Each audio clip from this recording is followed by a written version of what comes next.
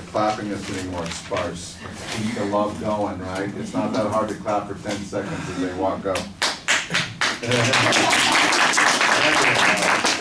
Thank you. Alrighty. Good morning, everybody. Today I'm here to talk to you about butt, fags, cigs, smokes. Today I'm here to talk to you about cigarettes. Today we're here to talk about, more specifically, Proposition 56, which is also known as tobacco increase tax, which proposes to reduce smoking in the state of California, which will heavily impact tobacco products in the state of California. So you should listen to me today because of the fact that I'm a very well-informed person on this topic. I've been staying up all night doing research, trying to get this whole proposition wrapped around my head so I can give it to you and deliver it in a more, in under 6 minutes in a very well-timed fashion. So today I will be talking to you about 3 main points.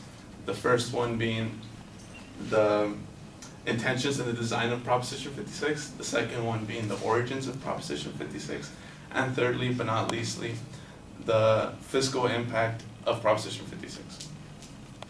So what exactly is Proposition 56? Nobody really knows what it is. I'm just saying a bunch of blurbs. Proposition 56 plans to increase the tax of tobacco products, such as cigarettes and things like that. According to Ballotpedia, an online encyclopedia focused on American politics, in 2016 they released a summary of it, and in it they stated that the current state tax for tobacco products is 67 cents, and Proposition 56 will increase it by $2, which will now be $2.87. E-cigarettes and vaping products are not considered as tobacco products under the constitutional definition. So therefore, Proposition 56 plans to include those e-cigarettes and vaping products, and so they could be prone to the new tax. So now let's talk about the origins of Proposition 56. How did it even come into play? How is it even on our ballot? So Proposition 56 was approved by California's state Secretary of State Alex Padilla, according to the Attorney General of California.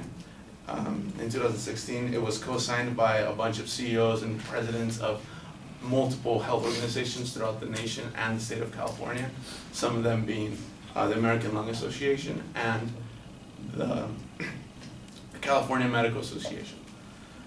With that being said, Proposition 56 didn't just come to be.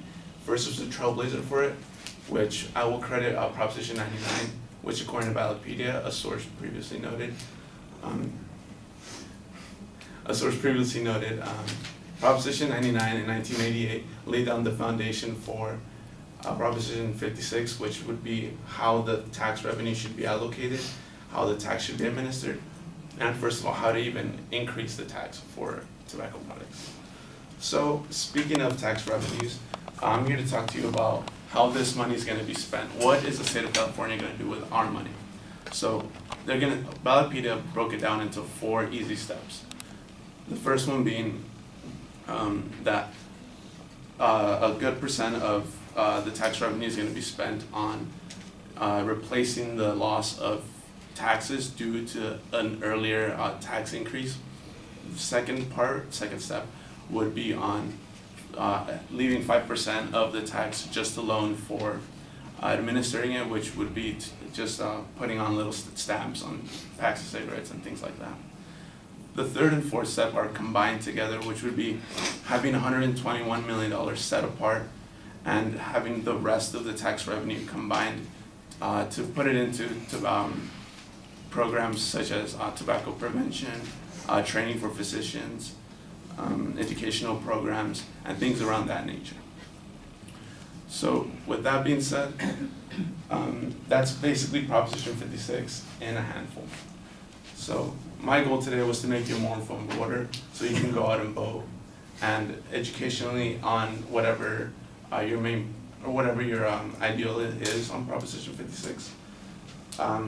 We went over 3 main points. The first one being the intentions and the design of Proposition 56, how it wants to decrease smoking and prevent it from ever happening. The origins of Proposition 56, how it even came into play, who or what gave the trailblazer for that.